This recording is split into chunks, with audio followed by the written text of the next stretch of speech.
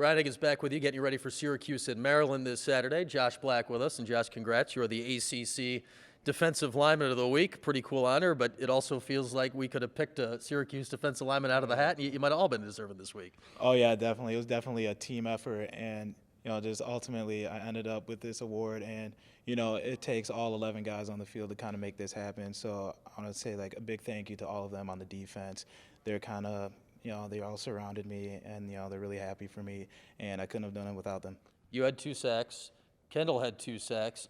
Alton only had half a sack, but it feels like he could have had 6 if things had gone a different way. What's that like when the pressure's coming from literally everywhere? It's really nice because we have a really good pass rush on the outside, and it helps us out on the inside because our defensive ends they kind of force the quarterback to step up in the pocket, and with Alton and Kendall on the outside, teams are kind of confused, like who do we prioritize to block? It's like pick your poison, and now we get the one-on-ones on the inside with the pass rush, and now our interior guys are able to get a pass rush too because they have the game plan for Kendall Alton as well. So our pass rush, all 4 of us, is just a giant group effort right now. All right, 8 sacks last game. You guys were 1 off the school record. You almost had it. Yeah, I mean, just looking at the numbers, like 8 sacks, like it's a lot. Man, I wish we could have had 10. Definitely. I mean, we left a couple on the table, but that's just something we have to improve on. Josh Black with us, and redshirt junior here. You've been through the ringer in many ways. Fast start to your career. You started most of that season injured your sophomore year, then you move into the middle from D-end. What's that process like? Because you had such the fast start, but then you must have had to reevaluate at some point. Right, definitely had the fast start. I was kind of just put in there as a freshman. I felt like a little puppy out there playing with the big guys. And, I played defensive end, and moving interior, it was kind of hard to adjust because they're bigger on the inside. Mm-hmm. But, what kind of helped me stay in there, I have long arms, and the fact that I'm usually faster than the guys on the inside. And so that kind of helped me out in just adjusting to everything because everything just happens so much faster on the inside. Unlike end, you get to kind of read a little bit more.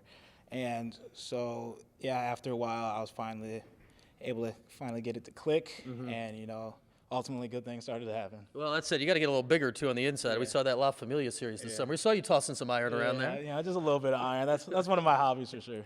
Good hobby to have if you're going to be a D tackle. Josh, here it is, Maryland this week, but you guys on defense, you came into the year knowing kind of what you had on D. So many guys back, expectations high. To have that and then to pitch a shutout, what does that say about kind of your thoughts equaling up to where you guys are at right now? I mean, it's just all of our hard work paid off in the offseason. I mean, shutting anyone out is really, really tough. I mean, just winning a college football game is really tough in general. But seeing that we held them to negative rushing yards also, that's something we always kind of pound. Like, man, our first emphasis is stopping the run. And once we're able to stop the run, we're able to get a pass rush on them also. That's what kind of led to our pass rush success last year. Mm-hmm. We were able to stop the run, get them to 3rd and long, and then we just ate on the long passes.